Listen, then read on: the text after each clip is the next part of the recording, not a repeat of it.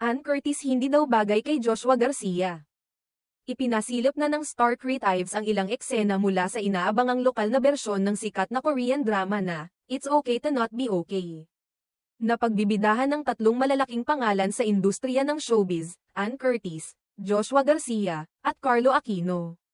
Ang seryeng ito ay isang remake ng original Korean drama na pinagtagumpayan nina Soya Ji at Kim Soo-hyun.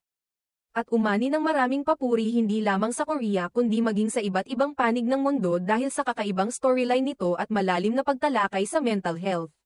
Sa Filipino adaptation, si Ann Curtis ang gaganap bilang karakter ni Soya Ji, isang sikat ngunit emotionally detached na children's book author. Habang si Joshua Garcia naman ang gaganap sa papel na orihinal na pinasikat ni Kim Soo-hyun, isang psychiatric ward caregiver na may matinding responsibilidad sa kanyang kapatid. Habang excited ang ilan sa paglabas ng unang promotional photos ng serye, hindi rin naiwasan ng proyekto ang mga puna at kontrobersya. Lumutang agad sa social media ang iba't ibang reaksyon mula sa mga netizen. May ilang positibong tinanggap ang bagong tambalan. Ngunit marami rin ang naglahad ng kanilang pangambasa, chemistry, o ugnayan ng lead actors. Ayon sa mga mas kritikal na komento, tila hindi raw bagay sina Ann at Joshua bilang magka-love team. May ilan pang ang nagsabing mas bagay daw si Julia Barreto, dating ka-love team at rumored ex ni Joshua, dahil mas magkalapit umano ang kanilang edad.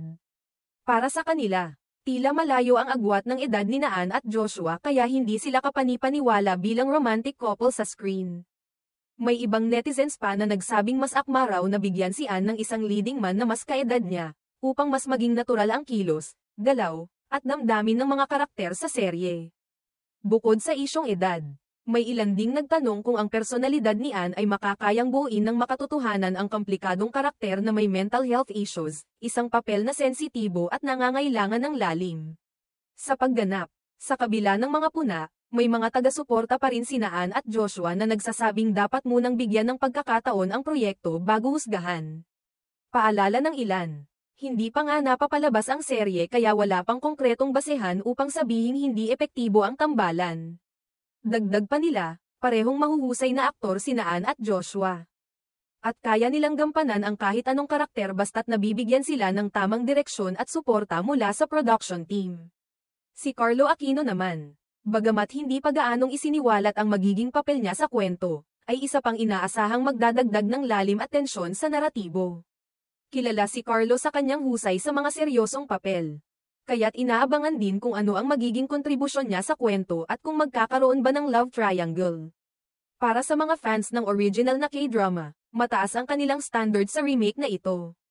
Kaya't malaking hamon para sa Star Creatives na mapantayan, kung hindi man higaitan, ang naging epekto ng Korean version.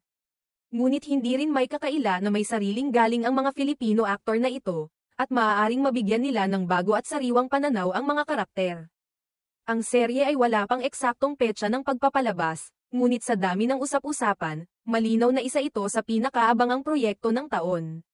Sa huli, tanging ang aktwal na pagpapalabas ng serye ang makapagsasabi kung magiging matagumpay nga ba ang tambalan ni Ann Curtis at Joshua Garcia.